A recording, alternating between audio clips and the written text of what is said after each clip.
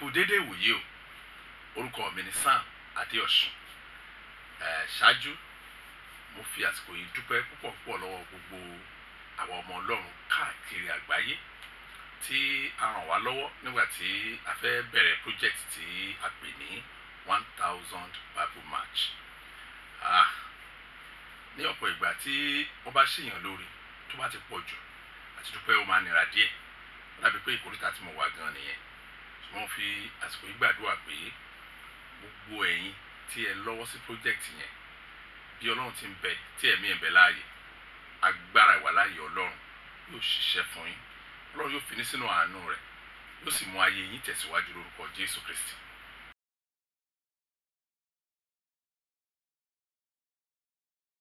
Kí ló motivate mi fún project yìí? Kì í ṣe ìgbà àkọ́kọ́ rèé tí mo ti ń ṣe project láti máa pín bíbélì káàkiri fún àwọn ènìyàn. Actually I started I think in 2003 ní ọdún 2003 ó ní a ti bẹ̀rẹ̀ láti máa fún àwọn ènìyàn ní bíbélì Akamalọ community kan but ọdún tí máa bẹ̀rẹ̀ yẹn wọ́n gbé mi lọ sí ẹ̀ka ìjọ yẹn lẹ́kọ̀ọ́. wọ́n mú wòye pé àwọn èèyàn bíbélì ni ohun tó cheap jùlọ lọ́wọ́ báyìí láti rà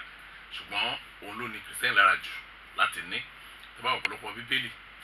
táwọn èèyàn ń gbé dání mo máa ń sábà lo pàṣà màpá pé ṣé bíbélì rẹ ò tí ì lásídẹ́ǹtì mo sì máa ń sábà sọ nígbà yẹn nìyẹn. ó ṣe láàánú pé àtìrà bíbélì fún Kristẹni máa ń nira ṣùgbọ́n fáwọn ìyá wa àtìrà gèlè àwọn bàbá wa àtìrà bàtà fún àwọn bọ̀dá wa àtìrà ṣòkòtò jíǹsì ó rọrùn lọ́pọ̀lọpọ̀ láti rà. ṣùgbọ́n ìyanu tó wà bẹ́ẹ̀ náà ni pé béèyàn bá wá ra bíbélì tó bá fúnyàn wọ́n máa appreciate wọ́n dẹ̀ máa ń kà á wọ́n dẹ̀ máa ń lò ó. so bàtà wà wò bẹ́ẹ̀ àwọn òpè wẹ́ jẹ́ ká tẹ̀ try ó dẹ̀ mú kí iṣẹ́ Ọlọ́run tẹ̀síwájú ní ìgbà yẹn. ṣùgbọ́n nígbà tí nítorí àwọn kankan a lè tẹ̀síwájú àwọn project yẹn mọ́ ṣùgbọ́n ẹ̀mí Ọlọ́run ta wá nípa nígbà tí a lọ fún vacation ní ọdún yìí ní orílẹ̀-èdè United Arab Emirates. so nígbà tá a ráyè gbàdúrà ló wá sọ pé a ti fi iṣẹ́ àkọ́kọ́ lẹ̀ òun ló jẹ́ ká pín bíbélì yẹn. ẹ wo kíní kan yà mí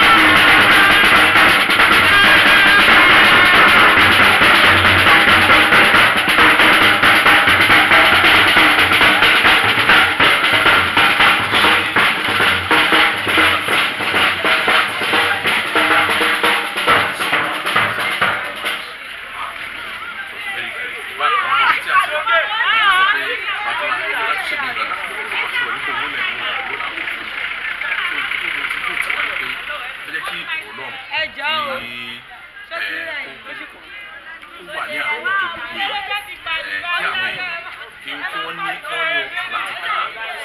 Mùsọ̀lẹ̀ kan mo ní bíbélì ṣòro rà ẹ bá fún ẹnì kan yìí báyìí wọ́n máa fi pẹ̀lú láti gbà yẹn sí tí ìjọ ọ̀sẹ̀ kan àlọ́ ká ṣe lọ ó ní agbára lọ́pọ̀lọpọ̀ àdúgbò lọ́wọ́ náà torí pé àríṣe a sì dúpẹ́ lọ́wọ́ ẹ̀yìn náà torí pé ẹ ràn wá lọ́wọ́. mi ì lè ronú láti gbà yẹn tí kí n má gbàdúrà fún gbogbo ẹ̀yin tí ẹ lọ́wọ́ sínú project yẹn. mo sì gbàdúrà pé lábẹ́ bó ti wù kó rí Ọlọ́run á kà á sí òun rere fún yín lórúkọ Jésù Kristi.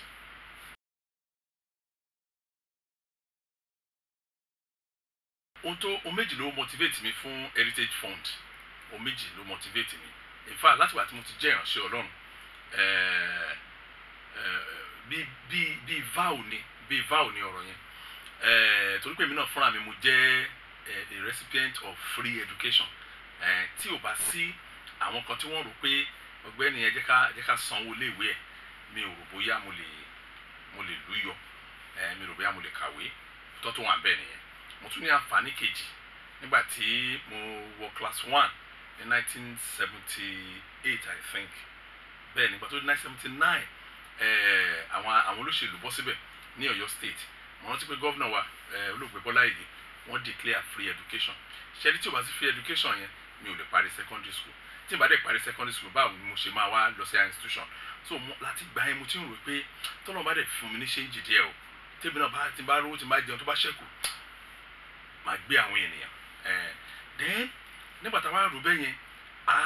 by now ó yẹ ká sì máa wówó kiri ni, ṣùgbọ́n nígbà tí mo wá wo poverty level ní orílẹ̀-èdè Nàìjíríà yìí, ẹ̀yin tí ẹ ò gbé Nàìjíríà ẹ will understand. Poverty level ní orílẹ̀-èdè yìí ó high. Mo ní àlejò kan lẹ́nu ọjọ́ mẹ́ta yìí, ó ní mo máa ń sọ bẹ́ẹ̀ pé poverty level ní orílẹ̀-èdè high. Ó lóun lo ọ̀sẹ̀ mẹ́ta, ó ní inú dẹ̀ bàjẹ́, ó wù ú láti padà síbi tóun ti wá abẹ́rẹ́. So òótọ́ dẹ̀ ni tí àlàyé ẹ̀ bá wà máa ṣàlàyé fún wa ní àwọn kankan tá a rí. Ẹ̀yin náà rí àwòrán àwọn iléèwé tá a lọ, ẹ rí àwọn iléèwé tá a lọ. A máa délé ìwé kan, ẹ̀yin wo àwọn iléèwé tí ó rà pé ń wọnú àwòrán báyìí, ẹ wo àwọn iléèwé wọ̀nyí. Ẹ rí pé àwọn ọmọ tó wà ní kíláàsì they are disadvantaged already. Wọ́n ti wà disadvantaged already, kì í kò sí pé bóyá wọ́n ní wọ́n pé àwọn ẹgbẹ́ wọn tí wọ́n lọ sílé ìwé wọ́n ti kọjá wọn láì tí ì bẹ̀rẹ̀ ìrìn àjò ẹ̀kọ́ rárá tọ̀. Adélé ìwé mi tó yẹ pé wọn ò láṣọ school, wọn ò ní uniform bí àwọn ẹgbẹ́ wọn. In fact adé school mi tó yẹ pé a ò mọ uniform wọn, oríṣiríṣi aṣọ school. Ẹ̀rí bóyá mo béèrè lọ́wọ́ ọ̀gá ilé ìwé yẹn, ó ní àwọn òbí wọn gan ò rówó san wípé àti ẹ̀wọ̀n ò lè raṣọ school tí wọ́n gan níbi tí òṣì tó pọ̀ dé. So àwọn nǹkan tó motivate mi nìyẹn. Mo dẹ̀ nígbà wípé tá a bá mú èèyàn tá a bá fún lóúnjẹ, kí ni mi mọ bí mo ṣe lè pé ó satisfy wọn fún ìṣẹ́jú díẹ̀ ni. tó bí tẹ̀ bá jẹun láàárọ̀ yẹn ò ní sọ pé tó bá dọ̀sán inú ò ní béèrè mi. Ṣùgbọ́n èyí tá a bá fi sọ pé ẹ jẹ́ ká fún yẹn lóúnjẹ yẹn, kí ló kà ṣe fún ní nǹkan tí ò ní jẹ́ kí ibi pa ọmọ láéláé, òun náà ni ẹ̀kọ́. Tá a bá fún yẹn ní aṣọ, ẹ̀rí torí àwọn kan méjèèjì òun làwọn ìjọ wa ń ṣe, wọ́n fún yẹn lóúnjẹ, wọ́n fún yẹn láṣọ. Ẹ jẹ́ kí n fún yín lápẹẹrẹ ọ̀rọ̀ aṣọ yẹn. Mo rántí nígbà kan táwọn ọmọ mi kan tí wọ́n sẹ́ǹdì aṣọ sí wa láti orílẹ̀-èdè Britain. Aṣọ yẹn pọ̀ díẹ̀, a lè pe àwọn ènìyàn tí wọ́n nídìí aṣọ, torí ọ̀pọ̀lọpọ̀ àwọn èèyàn wọn ò nídìí aṣọ níjọ wa. A wá pe àwọn ènìyàn tẹ́ bá nídìí aṣọ, wọ́n wá gba àwọn aṣọ yẹn o. Ṣùgbọ́n a gbọ́ wípé ọ̀pọ̀lọpọ̀ wọn bó ṣe gba aṣọ yẹn wọ́n lọ tà á, wọ́n mówó ẹ̀ wọ́n fi jẹun.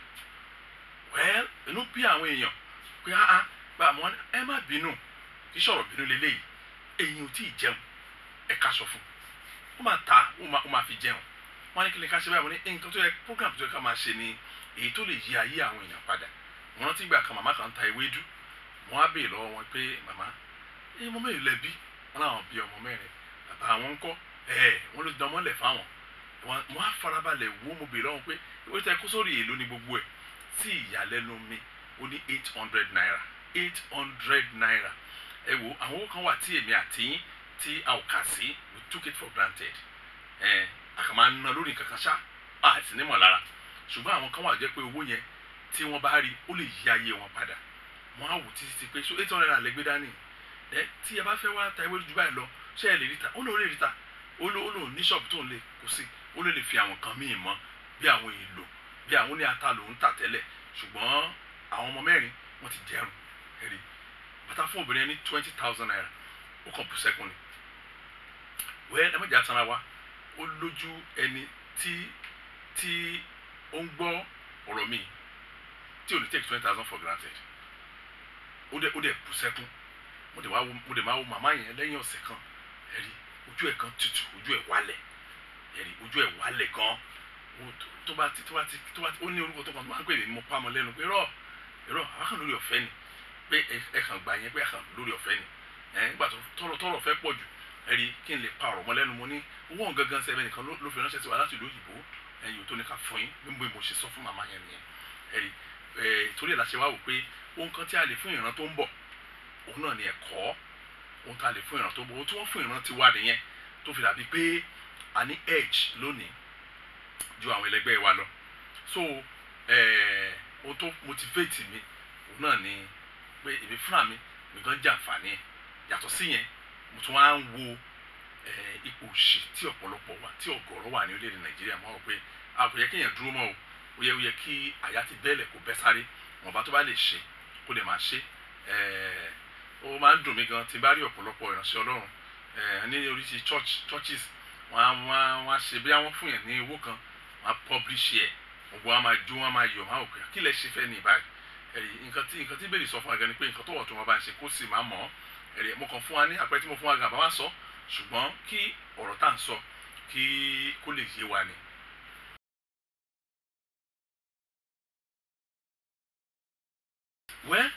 báwo la ṣe raise fund fún program mo sọ fún wa tẹ́lẹ̀ pé pínpín Bible kì í ṣe nǹkan tuntun lọ́dọ̀ mi ṣùgbọ́n nígbà tí àwa convicted nígbà tá a lọ sí vacation àwa wò pé a ní àwọn ọmọ Ọlọ́run ní àyíká wa àbí ká tiẹ̀ bẹ̀ wọ́n ni pé ká lè pín torí ìgbàgbọ́ wa ni pé tábà kí wọ́n tán lóra ìbí yẹn á tó àṣekù tó wọn kan pé tábà lè ràn wá lọ́wọ́ sí project ẹ̀rí àwọn ọmọ Ọlọ́run káàkiri àgbáyé ló ràn wá lọ́wọ́ fún project yẹn adẹ̀rí ṣe adẹ̀rí bíbélì ọ̀rá adẹ̀rí bíbélì ọ̀pẹ́.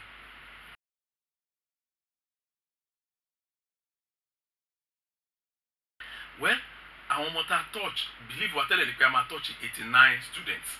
kí ni báwo la ṣe arrive lórí 89 àti mọ̀ iye tán fẹ́ fún wa a mọ̀ pé lórí Bible yẹn a máa rí 625,000 a máa rí yọ sẹ́yìn gẹ́gẹ́ bí promise wọ́n dẹ̀ ṣe fún wa ní 625,000 naira òun la rí yọ sẹ́yìn wọ́n tẹ̀ fún wa ní wọ́n fún èmi ní bíbélì kan wọ́n pè ní prophetic Bible fún àwọn ọmọ mi náà ní bíbélì kan tí wọ́n tó jẹ́ study Bible yàtọ̀ sí discount tiwa nígbà táwa ṣe yẹn tán àwa wo nígbà táwa lọ sí àwọn schools méje la fọkàn sí ṣùgbọ́n at the end of the day 18 schools ló apply but mẹ́jọ la rí mú ìdí ni pé àwa wo àwọn tí case wọn wà pathetic àtàwọn tí school wọn tí ó ní agbára gan there are a lot of stories tí a gbọ́ tá a dẹ̀ wádìí ẹ̀ pé ó jẹ́ òótọ́ ká tó arrive lórí àwọn ọmọ wọn yẹn ṣùgbọ́n àwọn ọmọ tá a wá pick eventually gbèsè wọn ti pọ̀ owó tán ti jẹ́ ti pọ̀ in fact ẹlòmíì gan ilé náà ti lọ pé padà sí school níbi tí ọ̀rọ̀ bí wọ́n lè dé nǹkan tí ọ̀pọ̀lọpọ̀ àwọn òbí ẹ̀dẹ̀ ń sọ fún wa ni wípé nígbà tó mọ̀ tí ì jẹun tó lè kàwé ẹ̀rí 53 students ó ní àrí owó wọn san adẹ̀ rí discount àrí ń lọ bí 625 tó tọ́ ṣùgbọ́n àná tó 800 and something thousand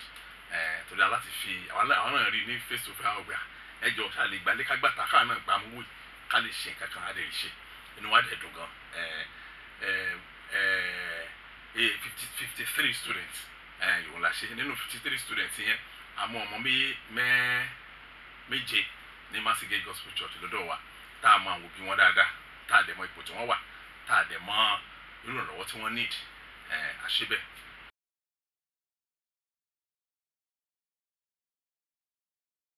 ṣẹ́rí ìbéèrè tẹ̀bẹ̀rẹ̀ yẹn pé kí ni àwọn ìrírí wa nígbà tá a jáde mi tí irú ìrírí bẹ́ẹ̀ rí láyé mi ó dé stage kan ojú wa gan ó lérò rò mo jẹ́ nǹkan tí ó wà emotional tó wà bẹ́ẹ̀ nìyẹn I'm not emotional tá a máa ní ẹ má bínú tọmọ ìjọ mi wọ́n ti mọ̀ mí dára tá a máa ní ìyá wọn kú màá kàn rẹ́rìn ni màá ní àwọn tẹ̀ ti dá àti pé méjì díẹ̀ ni pé ṣẹ̀wọ̀n pé máa ń sọ̀rọ̀ kan fún wọn mo ní èmi nígbà tó yẹ kí n máa yọ̀ sí ìyá mi lọ́rùn ìyá tèmi ti kú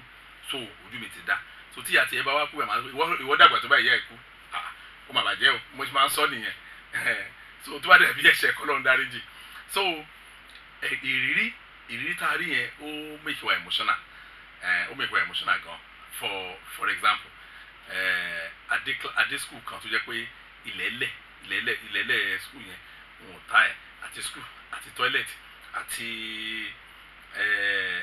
ọ́fíìsì principal àti ọ́fíìsì ṣé no òun ló principal àbí ok àtọ́fíìsì headmaster àti gbogbo ẹ̀ pátápátá kò tó 30 feet by 12 feet kò tó 30 by 12 nǹkan wò báyìí pé adé school mi a ò tiẹ̀ mọ̀ bí tí a lè pè ní kíláàsì tàbí torí ìgbà tí wọ́n ń lọ fún àwọn schools yẹn èmi ò bá wọn lọ àwọn èèyàn la ní kí wọ́n lọ ṣe survey yẹn wá fún wa yòókù má bàa sójú ṣáájú bá tó ṣe survey tán àti wọ́n á mú àwọn èèyàn míì kó tún padà lọ kó lọ verify nǹkan tí wọ́n sọ yẹn wọ́n sọ fún mi mi ò mọ̀ o ṣùgbọ́n bàtà débẹ̀ ẹ̀rù bà mí ara àwọn ìrírí tá a rí náà nìyẹn school environment nígbà tó wọ́n bá fẹ́ kẹ́kọ̀ọ́ tó yẹ pé environment tó wà gan sef gan ó ti bí ìgbà tán gẹ́gùn fún yàn ni báwo ló ṣe fẹ́ ṣàṣeyọrí àbẹ́rẹ́ ara àwọn experiences mi ta rí ni pé ẹ jẹ́ mọ̀ pé àwọn òbí kan wà tí ò tiẹ̀ lè sanwó kò lè sanwó aṣọ ni aṣọ tí ọmọ wọn máa wọ̀ aṣọ school tí ọmọ wọn máa wọ̀ nígbà tí a dẹ̀ fọ̀rọ̀ wá àwọn òbí kọ̀ọ̀kan lẹ́nu wò nígbà tí mo bá wọn sọ̀rọ̀ wọn náà wọn mo ní lọ ilé ìwé kò láṣọ ẹlòmíà ni bàbá mi kó ṣáà ti jẹun pé school yẹn gan sef gan ohun òrùwẹ̀ ẹ̀sán bọ̀ kó ṣáà jẹun tó bá jẹun tó bá yẹ pé ó lè sáré lọ ilé ìwé kan máa kan sọ̀rọ̀ kan fún mi ó ní òun ò lè afford owó school àwọn ọmọ ọlọ́gbọ́n tó máa ta ni pé òun á ìrònú wọn sí school kan wọ́n á tí wọ́n jẹ gbèsè tẹ́ bá gbára school bá ti ka mọ́ wá lé wọn wọ́n á tún kọ́ wọn lọ school mi. A béèrè iṣẹ́ tó ń ṣe awádìí iṣẹ́ tó ń ṣe wò á rí pé kì í ṣe pé àwọn yìí jẹ́ ọ̀lẹ torí kò sínú àwọn 53 students tá a sanwó wọn yẹn kò sí ọmọ ọ̀lẹ ń bẹ̀ àwọn tó ń ṣiṣẹ́ kárakára ṣùgbọ́n bọ́n ṣe ń ṣe é tó kò jọ gbogbo nǹkan tí wọ́n rí kò ran ìdílé mọ́ ẹ̀rí bí a ṣe ń ṣiṣẹ́ bí akúra bẹ́ẹ̀ ni bàbá ń ṣiṣẹ́ bí akúra ṣùgbọ́n kò yọ abẹ́rẹ́ so àwọn àwọn òbí mi àsọ̀rọ̀ mi á wò pé Olúwa mà dúpẹ́ o ẹ̀rí in fact àwọn ọmọ wa gan kẹ́kọ̀ọ́ ń gbà yẹn because àwọn náà á jẹ́ kí wọ́n rí díẹ̀díẹ̀ kan rí pé ká má bàa ṣe àǹfààní lò pé àwọn nǹkan táwọn ò kà sí àwọn jẹ ọmọ ẹlòmíì ya ẹ jẹ́ mọ̀ pé a rí àwọn ọmọ kan tó yẹ pé ìdílé kan a rí wọn lọ school tó tọ́ ṣùgbọ́n wọn kì í jẹun lọ láàárọ̀ bẹ́ẹ̀ ni mo sọ fún wa wọ́n lọ school wọn kì í jẹun lọ láàárọ̀ wọ́n jẹ gbèsè rẹpẹtẹ school báwọn báyìí wọn bá àlejò wa ń jẹun wọn ní àwọn bàbá wọn àwọn màmá wọn máa gbé oúnjẹ wá oúnjẹ wá ti ṣáde ìgbésí wa lẹ́yìn àmì ìwà àjọ pé àwọn bá ní fún àwọn. Thank you. That's my key. That's my down. Thank you. God bless you.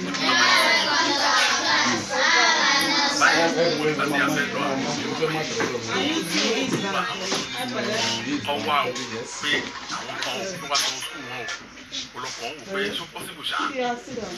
àtẹnumọ́ ni pé ṣó possible ṣá so bàbá yìí this particular man wá so bàtàgbà tí wọn lè ti wá bẹ́ẹ̀ wọ́n á fún wa ní sí láti sanwó yẹn fún àwọn ní sí àwọn fáwọn bí ẹni sí bàtà ní àwọn jẹ́ àwọn ọmọ wọn ní sí so bàbá yẹn wá bá mi nílé tí má ní bàbá àti ṣàgbó gbàdá wà pé yẹn dé dáadáa ó ní ẹjọ́ àwọn kan máa àwọn kan wọn lánàá pé kí wọ́n wá sí receipt wọ́n ní kí ló dé ó ní báwo bá lè ṣe ọmọ ìṣẹ̀lẹ̀ kan ní ọ̀la ṣe owó sí bẹ̀yẹn gan nígbà tí ó ní ọ̀gá ìṣà ní kó máa bọ̀ bẹ́yẹn wọ́n ní ọ̀nà ń dín o wọ́n wá o tó gbọ́dọ̀ gbà tó wá di àwọn wá di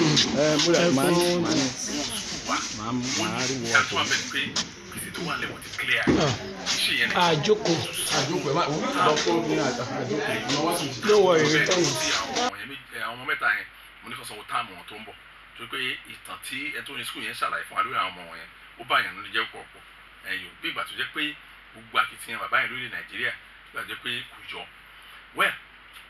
wọn á ní ṣètò rẹ̀ ṣe wá sílé mi wọn ní bẹ́ẹ̀ ní bá lè ṣe mọ bíi ó ní wọ́n júwe fóònù ní o òkè kí wàá lè fẹ́ ká ṣe báyìí ó ní òun ṣàwá gbéra ní àárọ̀ yẹn ó ní ìgbà tó wà rí wọn ní òun á lọ sí skul yẹn ìgbà tó máa débẹ̀ wọn bá lọ ṣe jẹ́ ohun tó ní skul wa nìkan tó ń pè fún lánàá nìyẹn pé àwọn ọmọ yẹn wà bíi kẹ́ẹ̀tì ẹ̀ lè rújú wọn kẹ́ lè dúpẹ́ lọ́wọ́ wọn ó ní wàá bèè lọ́wọ́ mi ẹ̀tọ́rí muslim ní arákùnrin yẹn ó ní ẹ̀jọ́ ó ní kí ni mo ṣe tẹ́ fi sanwó yìí mo ní kò sí nǹkan tẹ́ ṣe mo ní ẹ̀dúpẹ́ lọ́wọ́ Ọlọ́run ó sì kúnlẹ̀ ó sì bẹ̀rẹ̀ sí dúpẹ́ ó ní báwo làwa ṣe ń yan Ọlọ́run mo ní kẹ́ Jésù ṣe náà ni ó lè ní Jésù ṣeun. Ẹ wo àwọn ìròyìn tá fojú bá lédè kan, àwọn experience wa yẹn kì í ṣe is one in a lifetime experience, kì í ṣe nǹkan tí ó yẹ kéèyàn rí. A sì dúpẹ́ lọ́wọ́ yín fún orí ọ̀fẹ́ ètí ẹ̀ fún wa láti lè jẹ́ kí a ṣe léyìí. Ọlọ́run ti bẹ̀tẹ̀ mi ẹ̀bẹ̀ láàyè, Ọlọ́run ní gbàgbé yín lórúkọ Jésù. Àwọn ọmọ yín ò ní tọrọ jẹ lábẹ́ bó ti wù kórí. Gbogbo nǹkan tí àwọn ọmọ yín bá nílò láyé Ọlọ́run á pèsè lórí ìtẹ̀ṣe lórúkọ Jésù Kristi.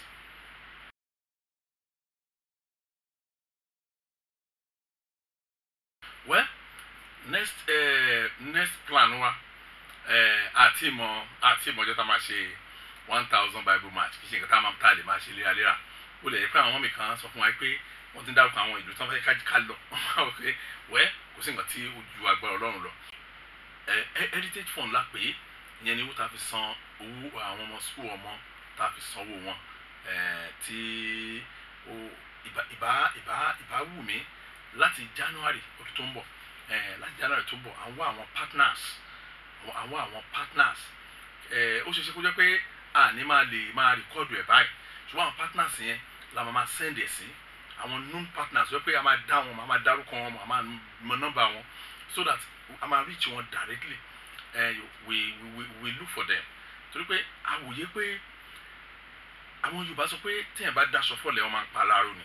Àwọn ọmọ kan wà tó jẹ́ pé bàbá san one time yẹn ayọ̀ díẹ̀ ni fáwọn òbí wọn. Bó ti jẹ́ pé ẹrù ńlá náà gbé kò lórí àwọn òbí wọn yẹn. Àwọn òbí wọn yẹn, àwọn ọ̀rọ̀ tá à ń gbọ́ kò ní ká máa sọ, kò tẹ̀ ní ká máa sọ. Àwọn ọ̀rọ̀ tá à ń gbọ́ lórí kíní yẹn, ọ̀pọ̀lọpọ̀ àwọn èèyàn kan wò pé ṣé àdúrà àwọn ló gbà níbẹ̀ ni, àbí Ọlọ́run kan nífẹ̀ẹ́ wọn, àbí mo rí màmá ọ̀rọ̀ àwọn méjì kan fọ́ọ̀nì sí mi gan. Ẹ̀rí nígbà tí wọ́n adé school wọn, àwọn ọmọ mi wá àwọn ni director Samadi Ọ̀ṣun Ministry International. So ẹ̀rí pé inú ọ̀pọ̀lọpọ̀ àwọn kìíní tẹ̀ ń wí àwọn gan ló hand over àwọn kìíní yẹn fún wọn. So torí àwọn ráàyè láti coordinate gan. So ìbí wá dúró síta wọ́n ń fa àwọn yẹn ní safety wọn. Àwọn méjì ni wọ́n á dúró sẹ́gbẹ̀ẹ́ mi, wọ́n bára wọn sọ̀rọ̀, wọ́n ti gbàgbéra. Àwọn ọmọ yẹn wọ́n sọ pé ó pe àbúrò ẹ̀, ó ní wo tó wà bẹ́ẹ̀, wọ́n ti san gbogbo gbèsè wa. Ọmọ àbúrò yẹn wá dá ẹ̀gbọ́n yẹn lóhùn, ó ní bọ̀dá mi, ó ní wọ́n ní lé wa mọ́. Ni wọ́n dẹ̀ ṣe mí, mo á fẹnu sí mo ní láyé wọ́n ní lé yín mọ́, lọ́dún yẹn wọ́n ní lé yín mọ́, gbogbo táàmù tó mọ̀ wọ́n ní lé yín mọ́. Wọ́n rẹ́rìn-ín, wọ́n á dọ̀bálẹ̀, àwọn ẹ̀wọ̀n wẹ̀yìn wọ́n á dọ̀bálẹ̀, mo ní ẹ̀dìdí ẹ̀yìn mọ́. Irú àwọn ọmọ yẹn ta ló mọ̀ kó tá máa jẹ́ lọ́la. Nígbà tí mi wà ní stage wọn tí àwọn kan sanwó mi nígbà yẹn, ta ló mọ̀ pé Pastor Sam yóò ní máa jẹ́ eventually. Yẹn la fi wò kó jẹ́ dandan fún wa. Ara àkọ́tà fi ń wá àwọn partners yẹn tó lọ́n bá fi sí ní lọ́kàn,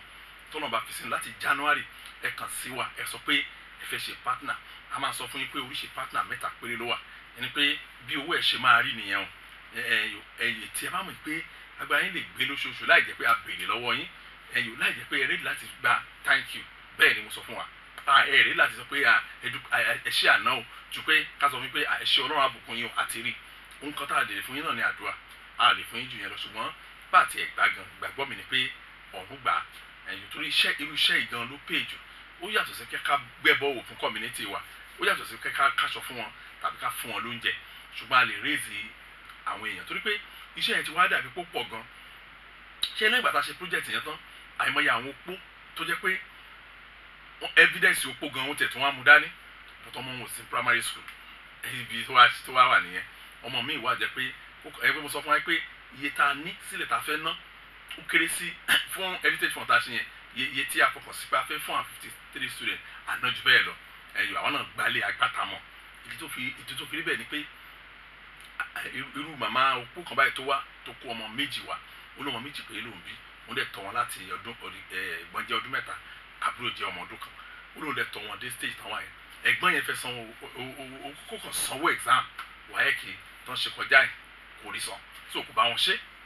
Ẹ̀rí aláti sọ fún yẹn pé kó má wọrí pé tó bá ti di gba wáyẹ̀kì àti san. Ẹ̀rí àbúrò yẹn náà máa bá kọ́kọ́ ṣe wáyẹ̀kì ṣáà ní tiwọn. Ṣe rí pé a lè rí pé opó ni ara iṣẹ́ tọ́lọ̀ rán ìjọ nìyẹn, ara iṣẹ́ tọ́lọ̀ rán èmi àti ẹ̀ náà nìyẹn pé no. Ṣe rí kíní kan mo dẹ̀ máa ń sọ fáwọn yẹn pé tí a bá irú àwọn schools tá a lọ yìí tẹ̀ tí ń rí àwòrán ẹ̀wọ̀n yìí, tá a bá rí wọn, àwọn tá a ní mọ́tò tá a gbé mọ́tò kọjá lẹ́gbẹ̀ẹ́ school wọn torí pé ọmọ wa ò sí níbẹ̀, àwa tá wà lórí machine tá gbé machine kọjá àwa tá wọ public bus tá kọjá lẹ́gbẹ̀ẹ́ school yẹn tá nání wọn ṣe rí àwọn ọmọ wọ̀nyẹn táwọn náà bá dàgbà àwọn ló máa dààmú àwọn ọmọ tiwa tá náwó lé lórí kì í ṣe pé bó ṣe máa rí nìyẹn o because tí tá a bá rí sí society wa máa ṣe lòdì sí wa tá a bá dàgbà torí pé àwọn ọmọ wa ṣe rere àwọn ọmọ náà gun mọ́tò ńlá àwọn wa náà ṣiṣẹ́ níbi ńlá àwọn ọmọ wa náà kọ́lé but àwọn ọmọ ọlọ́mọ tá a sọ pé ọmọ ọlọ́mọ ni kò kàn wá yẹn àwọn la máa wọ́ọ̀rì wọn tó láwọn náà ṣàfẹ́ jẹun wọn fẹ́ gbáyé so project ti pọ̀ báyìí o a project pé part-time kò sígbà tí a ò ní ní $1 billion for now fún lórí heritage fund fún àwọn ọmọ iléèwé nìkan ni fún yàn scholarship o mo tán mọ̀ ní scholarship yomi mi mọ̀ bóyá mo correct o bí mo ti fẹ́ sọ yìí o ṣùgbọ́n náà apá bíi lọ́dọ̀ wa Nàìjíríà ọmọ tó bá ti mọ̀ wíjì tó bá jẹ́ first junior class òun náà máa ń fún ní scholarship but eléyìí kọ́ a fẹ́ gbé wọn a fẹ́ gbígbà tí mọ́tò takú kì í ṣe automatic o gbígbà tí mọ́tò takú ọ̀ tó bá jẹ́ automatic náà gbígbà àwa ya ní battery ó yá kó tẹ̀ fi rìn díẹ̀ so that a lè débi gẹ̀rẹ́gẹ̀rẹ́ òun náà lè tẹ̀síwájú ayé ẹ̀ rí i pé ní Nàìjíríà yìí tẹ́ẹ̀ bá jáde secondary school start kò débi nǹkan bí ẹni tí ó lọ primary ni lọ́wọ́lọ́wọ́ tá a wà lórílẹ̀‐èdè so ká wá tó wọn á rí ọmọ tó yẹ pé wọ́n tún lè tọ́ ní primary yẹn ṣe pé nuisance pọ̀ nígboro nìyẹn Ọlọ́run á ràn wá lọ́wọ́ a ní project yẹn tó pọ̀ gan a ní àwọn ọmọ opó a ní àwọn ọmọ aláìní bàbá tán wà dáadáa àwọn ọmọ wọ̀nyẹn tó yẹ pé òbí wọn struggle ni ẹ̀ẹ́dàwọ̀ ṣe ní lásìkò gbà yẹn òun ni mo kàn stroll lọ́wọ́ àárọ̀ ní agbègbè wa làwọn ń wo màmá kan tó ń dín àkàrà màmá ìyá wà ní dín àkàrà bàbá wà ní dín àkàrà àwọn ọmọ gọ̀rọ̀gọ̀ṣì wọ́n ga tó mi báyìí bẹ́tà wọ́n wà ní dín àkàrà mo láti yàbẹ̀ torí ó yà mí lẹ́nu pé obìnrin ló ń tàkàrà but bàbá wọn wà ń bẹ̀ bàbá wọn dẹ̀ sọ wọ́n ṣe dáhùn dúró ó ní my brother ó ní ìtìjú ni wọ́n dáhùn dúró níbi iṣẹ́ ìjọba àánú ẹ̀ ṣe mí ó júwe ilé ẹ̀ fún mi ilé yẹn wọ́n tẹ̀ kọjá lintel ni wọ́n á fi tapoli bò ó náà fi ṣerú fún ẹ̀ rí wọ́n yàrá méjì kò lágbára mọ́ àwọn ọmọ wọn yẹn secondary schools náà wà kò sí ètò lọ school mọ́ nínú wọn adìẹ tó ń takà irú àwọn yẹn tó bá wà ó yẹ kán dá wọn padà sí school ni torí àwọn ọmọ kan tán lè dà lọ́la program wà nìyẹn so ọlọ́run adé ràn wá lọ́wọ́ láti ní January a máa kéde ẹ̀ fún gbogbo ènìyàn èyí náà máa gbàdúrà tọ́lọ̀ bá sọ pé bẹ́ẹ̀ ni kẹ́ ṣe ẹjọ́ a máa retí kẹ́ ràn wá lọ́wọ́ láti reach àwọn èèyàn ibẹ̀ kan láti fẹ́ bẹ̀rẹ̀ tó bá ṣe é ṣe fún wa a lè rìn kọjá bẹ̀ mo sì gbàdúrà pé a ṣe é ṣe fún wa lórúkọ Jésù Kristi ọlọ́run á ràn wá lọ́wọ́ lórúkọ Jésù jẹ́ ká gbàdúrà ọlọ́run wa dúpẹ́ lọ́wọ́ yín fún oore ọ̀fẹ́ tẹ́ fún wa a dúpẹ́ fún àwọn ọwọ́ tó gba Bíbélì tá a pín a sì dúpẹ́ fún àwọn ọmọ èyí tí a tì wọ́n sókè díẹ̀ kí ayé wọn lè tẹ̀síwájú bàbá afẹ́kẹ́ ṣàmì sí torí pé nǹkan lè ń jẹ́ àmì olùẹ̀jẹ̀ kúrí bẹ́ẹ̀ mo gbàdúrà fún gbogbo ọwọ́ tó lọ́wọ́ sí project yìí títí kan àwọn tí a lò láti bá wa pín àwọn kìnìún wọ̀nyí àtàwọn tó tẹ̀lé wa ẹ̀rí tó bá ṣiṣẹ́ ti school mo gbàdúrà owó yín lórúkọ Jésù kò ní lọ lásán Ọlọ́run á sọ di irúgbìn tó máa mú ọ̀pọ̀lọpọ̀ ìkórè wá fún yín ìyanu Ọlọ́run yóò fara ògo Ọlọ́run yóò sì fara Ọlọ́run yóò fi yín sínú àánú rẹ̀ gbọ́ àdúrà Jésù Olúwa wa àmín.